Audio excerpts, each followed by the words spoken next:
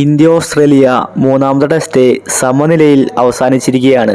തോൽക്കേണ്ട മത്സരമാണ് രോഹിത് ശർമ്മ തിരിച്ചുപിടിച്ചത്.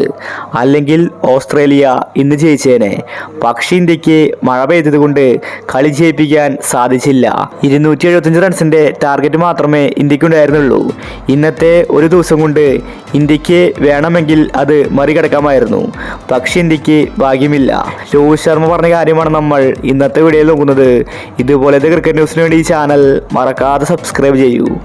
രോഹിത് പറഞ്ഞത് ഇങ്ങനെയായിരുന്നു: ടെസ്റ്റ് ടീമിൽ മാറ്റങ്ങൾ ആവശ്യമാണ്. ഒരുപാട് സീനിയർ താരങ്ങൾ ഫോം ഔട്ടാണ്. ഞാനുൾപ്പെടെ ടെസ്റ്റിൽ ഇപ്പോൾ നന്നായിട്ട് കളിക്കുന്നില്ല. അതെനിക്ക് വ്യക്തമായിട്ട് അറിയാൻ സാധിക്കുന്നുണ്ട്. സീനിയർ താരങ്ങളെ ഒഴിവാക്കി യുവതാരങ്ങൾക്ക് ടെസ്റ്റിൽ അവസരങ്ങൾ കൊടുക്കണം. സഞ്ജു, ശ്രേയസ്, രഹാനെ പോലുള്ള താരങ്ങളെ ടെസ്റ്റ് ടീമിലേക്ക് തിരിച്ചു വിളിക്കണം. അവരില്ലാതെ ഇനി ടെസ്റ്റിനെ രക്ഷിക്കാൻ സാധിക്കില്ല. എനിക്ക് ഓപ്പണിങ്ങിൽ മാത്രമാണ് കളിക്കാൻ സാധിക്കുന്നത്. 6-ാം നമ്പറിൽ ഇറങ്ങുമ്പോൾ എനിക്ക് ബാറ്റ് ചെയ്യാൻ സാധിക്കുന്നില്ല. രാഹുലിന് വേണ്ടി മാത്രമാണ് ഞാൻ പുറകോട്ട് ഇറങ്ങി കളിക്കുന്നത്. ഇത്തവണത്തെ ചാമ്പ്യൻഷിപ്പിന്റെ ഫൈനൽ ഞങ്ങൾക്ക് കളിക്കണം. അതിനുവേണ്ടിയാണ് ഞങ്ങളിപ്പോൾ മുന്നോട്ട് പോയിക്കൊണ്ടിരിക്കുന്നത്.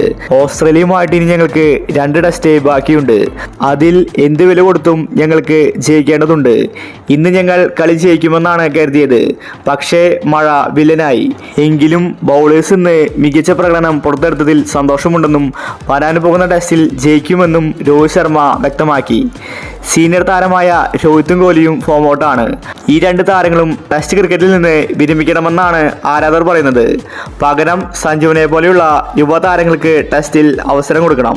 സഞ്ജു ടെസ്റ്റ് ക്രിക്കറ്റിൽ വന്നാൽ സെഞ്ചുറി അടിക്കുമെന്നത് ഉറപ്പാണ്. സഞ്ജുവിന് ഇഷ്ടപ്പെട്ട ഫോർമാറ്റാണ് ടെസ്റ്റ്.